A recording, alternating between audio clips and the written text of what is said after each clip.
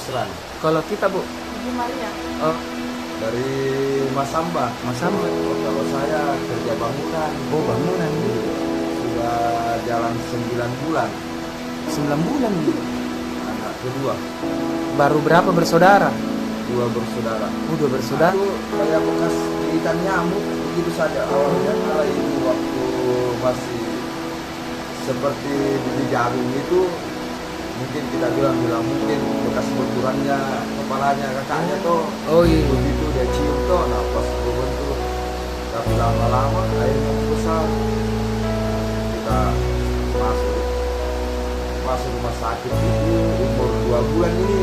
Iya. Di situ di biopsi, ya angkat itu tumornya, ternyata tumor ganas.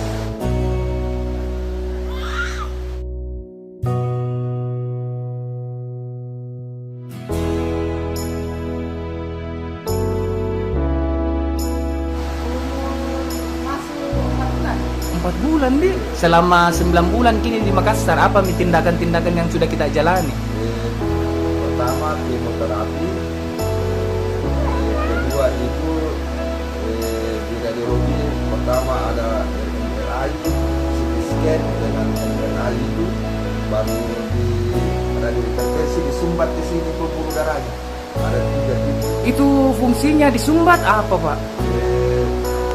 Untuk memperkecil supaya mudah diangkat tulangnya, supaya kalau di operasi ada pengangkatan tidak terlalu banyak darahnya.